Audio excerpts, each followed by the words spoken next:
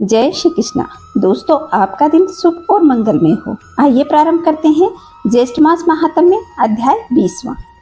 ऋषि लोग स्कंद जी से बोले कि हे स्कंद जी, आपने समस्त मोह का नाश करने वाला तथा अत्यंत आश्चर्य को देने वाला ज्येष्ठ मास के महात्म्य का आख्यान कहा है। वह गोपियों का गम्य सनातन साक्षात परब्रह्म शत्रुओं के संहार के निमित्त एकादशी के प्रभाव से वहां पर आए, जो परब्रह्म वचन से भी नहीं कहा जा सकता।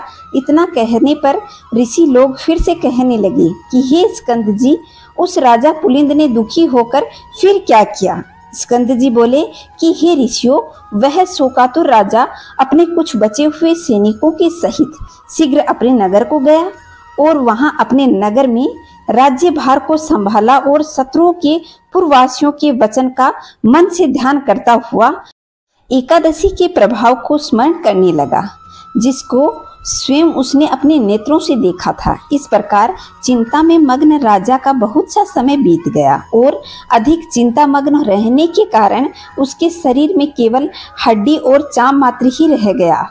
तब राजा पुलिंद ने अपने पुत्र को राज्य देकर स्वयं अपनी स्त्री को साथ लेकर वन में चला गया और वहां जाकर वानप्रस्थ आश्रम ग्रहण कर लिया। वहां वन में राजा पुलिंद को एकादशी के संबंध में प्रश्न करते 12 दिन बीत गए। वह सबसे यही प्रश्न करता कि हे तपोधन, एकादशी व्रत की क्या विधि है, जो व्रत तीनों लोकों में दुर्लभ, पवित्र और भगवान को अति प्रिय है। अहो आश्चर्य है, मैंने उस एकादशी व्रत का महान आश्चर्यजनक कार्य देखा था, इसमें संशय नहीं है।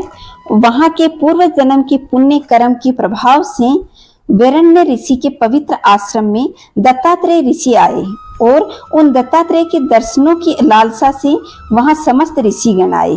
कुछ लोगों ने पूजन, स्तुति और विविध प्रकार से उनकी सेवा अर्चना की। राजा पुलिंद भी दत्तात्रेय जी का आगमन सुनकर वहां भयभीत के समान ऋषि के पास जाकर बैठ गया।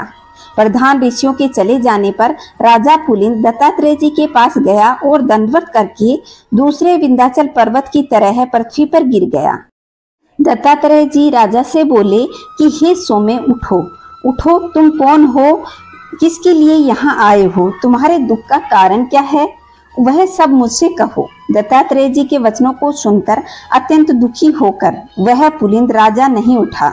तब उस राजा को दत्तात्रेय जी ने स्वयं अपने हाथों से उठाया।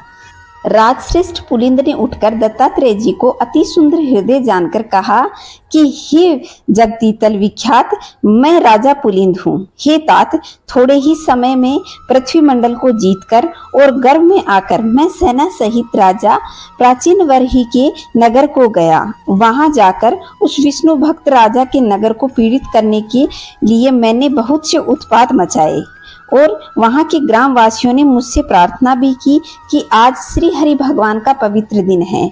आज और कल 2 दिन राजा इस विषय में क्षमा करेंगे, क्योंकि समस्त नगरवासी व्रत में लीन हैं। उस ग्रामवासी की वार्ता सुनकर मैं गर्वित होकर क्रोध से उसके वचनों का अपमान करने लगा। उसके वचन मेरी बुद्धि और मति के गर्व को न छुड़ा सके। इसके पश्चात सूर्यास्त हो जाने पर असंख्य विष्णुदूत अनेक रूपों में वहां आकर युद्ध करने लगे।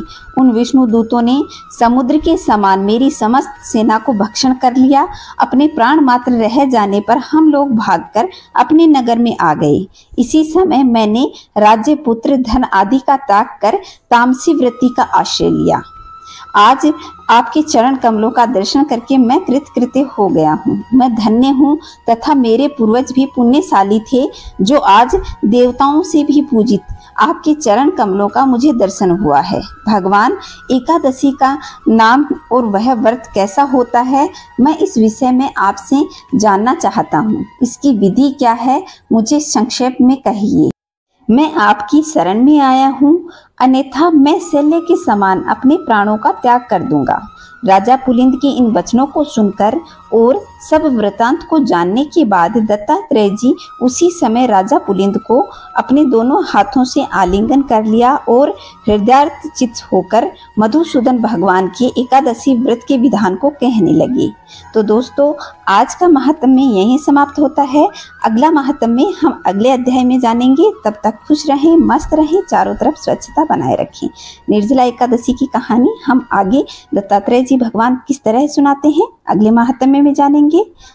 कमेंट में जय श्री नारायण अवश्य लिखिएगा और चैनल पे पहली बार आए हैं तो चैनल को सब्सक्राइब करके पास के बेल आइकन को दबाएं। जय श्री नारायण दोस्तों।